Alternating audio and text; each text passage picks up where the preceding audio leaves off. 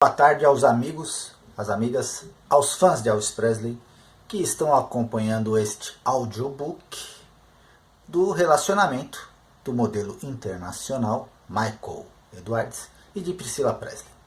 E neste vídeo, no 17º capítulo, Priscilla é convidada para protagonizar uma das Panteras no seriado As Panteras da década de 70. Será que ela vai aceitar? Também Michael vai citar a Cientologia, aquela seita da qual Priscilla arrastou Lisa Marie e ela teve o conhecimento através de John Travolta. E por fim, na Flórida, quando Michael Edwards vai fazer um trabalho nas locações, ele encontra uma garota. O que vai acontecer? Vejam agora no 17º capítulo do audiobook Priscilla, Elvis e eu. Priscilla, Elvis e eu. Capítulo 17. No dia em que voltamos das filmagens no México, ventava muito, mas estava quente e ensolarado. Só tinha chovido no dia anterior. Priscilla tinha uma reunião marcada com seu gerente e quando ela chegou em casa naquela tarde, ela estava triste. Ela falou que seu empresário estava insistindo para que ela aceitasse uma substituição em As Panteras, mas ela ainda não estava confiante o suficiente para assumir o papel de protagonista. E além, ela não achava inteligente começar a sua carreira em uma série famosa pelo seu apelo sensual. Uma vez que não era este o caminho que ela desejava trilhar, ela recusou a oportunidade em As Panteras. E decidimos que era hora de mudar de empresário. Nós selecionamos um novo que era um cientologista. Ele acabou por ser agressivo e intransigente. Achei que ele estava tentando tomar conta de sua vida, mas sua virtude era que ele era tenaz e totalmente implacável em sua determinação em fazer dela uma estrela. Eu e ele nos estranhamos de imediato, ambos disputando o tempo e a atenção de Priscilla. Para mim ele era uma ameaça. Ele queria estar envolvido em todas as áreas da vida de Priscilla. Ao mesmo tempo, eu respeitava sua habilidade e condução e sabia que ele teria sucesso no direcionamento de Priscilla rumo ao estrelato. A cientologia surgiu pela primeira vez na vida de Priscilla durante um almoço com John Travolta. John se entusiasmou tanto com a cientologia, a forma como ela tinha mudado sua vida, ajudando a limpar sua atuação e impulsionando sua carreira. Querendo os mesmos benefícios, Priscilla tornou-se uma cientologista, e ela gostou tanto que envolveu Lisa também. Então, quando Priscilla e eu nos conhecemos, ela me contou sobre a cientologia e perguntou se eu estava disposto a ir com ela ao CC, Centro das Celebridades da Cientologia em Los Angeles. Isso nos ajudaria a se comunicar melhor, ela disse. De jeito nenhum, eu disse a ela, anunciando que eu tinha prometido após o período na Marinha que nunca mais deixaria ninguém controlar a minha vida. Eventualmente, no entanto, eu fui com ela para agradá-la. Esperava encontrar um bando de falsos amigos e expô-los a Priscilla como tal.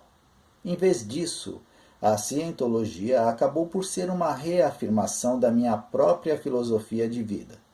Sempre acreditei que não há nada que não se possa alcançar. Tudo o que você precisa é ter fé, e você pode atingir seu pleno potencial. A princípio, Priscilla e eu ficamos mais próximos. No entanto, eu comecei a enxergar com mais clareza certas questões do nosso relacionamento que eu me ressentia. Um dia eu fui convidado juntamente com Nina Bradshaw ao Murphy Griffin Show. Depois de algumas perguntas sobre modelagem, Morphin disse: "Você pretende seguir uma carreira de ator? Você certamente poderia ser um galã." Eu agradeci e conversamos agradavelmente por alguns minutos e em seguida Morphy se inclinou na minha direção fixamente. Ouvimos dizer que você tem uma mulher muito especial, Michael, disse ele, a bela Priscilla Presley. Isso é verdade, eu disse, ocultando a minha indignação. Eu não estava no programa para falar sobre a minha vida amorosa, e eu entendi naquele momento o que Priscilla passava, sendo constantemente lembrada de ser quem era por causa de Elvis. Eles estavam fazendo a mesma coisa comigo e eu não gostei disso. Há sinos de casamento para o futuro? Morphy persistiu, olhando para mim timidamente. Eu ri junto com a plateia enquanto Morphy esperava pela minha posição.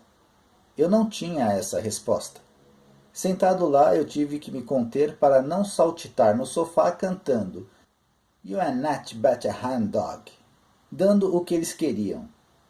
Finalmente, Morphy deu de ombros e mudou de assunto, e o programa continuou. Eu queria ser reconhecido pelo que eu era, e o ressentimento por ter sido tratado como Mr. Presley, conhecido apenas por minha associação com Priscilla, me deixou bastante atormentado. Encontrei-me logo depois disso em uma locação no sul da Flórida. Essa foi a minha primeira viagem sem Priscilla em muito tempo, e ela não se juntaria a mim. Isso foi bom, porque eu precisava de um tempo para pensar sobre a minha situação. Embora eu estivesse curtindo a minha recente fama, era uma luta constante para agarrar a minha própria identidade que estava começando a escapar. Eu sempre gostei do sul da Flórida, era agradável lá, e eu sempre relaxava nos bares na praia, tomando daiquiris congelados à sombra das palmeiras. Normalmente eu teria ligado para Priscilla no minuto do check-in, mas agora por algum motivo eu não estava com vontade.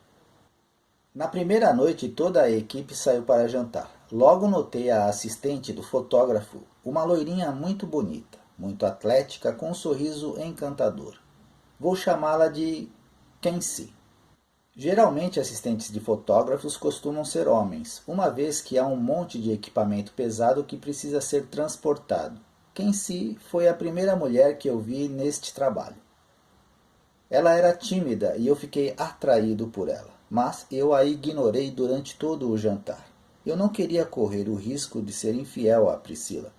Fiquei surpreso quando Kenzie veio comigo e Tony, o outro modelo, beber depois do jantar. Fomos para o bar da praia e Tony começou a conversar com a menina ao lado dele. Logo eles desapareceram e fiquei sozinho com Kenzie. Pegamos nossas bebidas e fomos para a água, chutando os nossos sapatos. Já vi histórias sobre você e Priscilla Presley em revistas, disse ela. Deve ser maravilhoso ter uma vida tão emocionante. O que eu mais gosto é estar aqui com você, eu disse com uma risada. Ela olhou para mim, incrédula, e disse, sério? Eu pensei que você nem mesmo havia me notado no jantar. Nós demos uma volta e chegamos a um cais na praia. Paramos debaixo dele. Olhe para a luz do luar entre as estacas, ela disse. Elas estão brincando de esconde-esconde uma com a outra.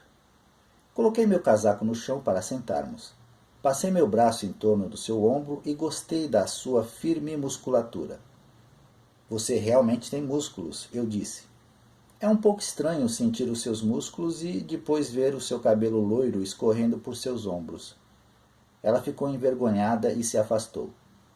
Por favor, não me interprete mal, eu disse. Eu gosto mesmo de você. Você não precisa dizer isso.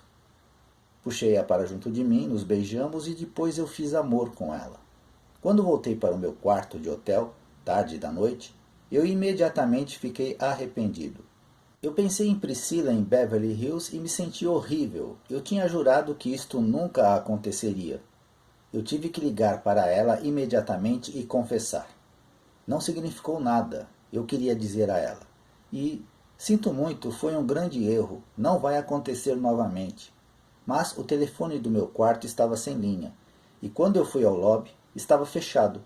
Eu encontrei um telefone público na rua. Foi só depois da meia-noite no fuso horário da costa oeste, e Priscilla disse que estava prestes a ir para a cama. Você bebeu? Perguntou ela. Só um pouco. Por quê? Porque você está ligando tão tarde? Achei que você já estaria na cama agora. Você pode ao menos me perguntar como foi o meu voo antes de me chatear? Por que você ficou chateado? Não estou, só estou cansado. Bem, talvez seja melhor conversarmos amanhã, Michael. Boa noite. Depois disso eu fiquei longe de Kensi, concentrado no meu trabalho. Na noite seguinte fomos jantar, mas Kensi tinha que processar o filme que havia sido disparado e limpar as câmeras. Por isso, não nos vimos nesse dia nem no próximo. No último dia eu tive a tarde livre e fomos nadar. Ao sair da água, encontrei Kensi. Você tem me evitado, disse ela. Não sabia o que dizer a você. Foi a primeira vez que fui infiel a Priscila. Eu entendo muito disso. Eu tenho um namorado em Nova York, mas a vida continua. Fomos em direção a um dos pequenos bangalôs na praia e sentamos. Estávamos sozinhos, exceto por um casal de idosos caminhando na praia à procura de conchas. Jurei que não faria mais nada com essa garota. Em seguida, suas mãos estavam em cima de mim. Nervosismo não combina com sua personalidade, disse Kensi. O que me lembro a seguir é estar deitado de costas e ela tirando a minha roupa de banho. Eu olhei para o céu azul e senti seus lábios quentes em mim. Eu me justificava pensando que tudo isso era apenas parte da filmagem. Realmente não significou nada. Quando eu voltei para Los Angeles, eu decidi não contar nada para Priscila. De qualquer maneira, ela não precisava saber, uma vez que não significou nada para mim. Além disso, eu ainda estava chateado com ela por deixar seu empresário da cientologia assumir todas as coisas que eu queria fazer. Fiquei surpreso quando ela me pegou no aeroporto em uma limusine branca. Na parte de trás havia dúzias de rosas e uma garrafa de Dom Perignon gelado. Naquele fim de semana, convidamos alguns amigos para um churrasco em volta da piscina. Depois de alguns drinks, puxei-a de lado e admiti a minha infidelidade na Flórida. Não poderia esconder dela, mas tentei fazer soar como um flerte inofensivo. De início, Priscila pareceu tranquila quanto a isso, e ela continuou com a festa como se nada tivesse acontecido.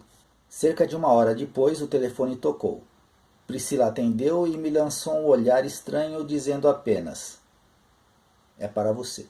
Era Kensi. Eu tinha dado meu número e disse: "Se alguma vez você for para Los Angeles e precisar de ajuda para conseguir um emprego, me ligue." Kensi disse que sentia saudades. Priscila ainda estava de pé ao meu lado, me confrontando. Eu não sabia o que fazer ou dizer. Percebendo algo, Kensi disse: "Você não pode falar agora, né?" Ela tentou me passar o número dela, mas eu disse: "Agora não", e desliguei. "Michael", disse Priscila, "eu gostaria de falar com você."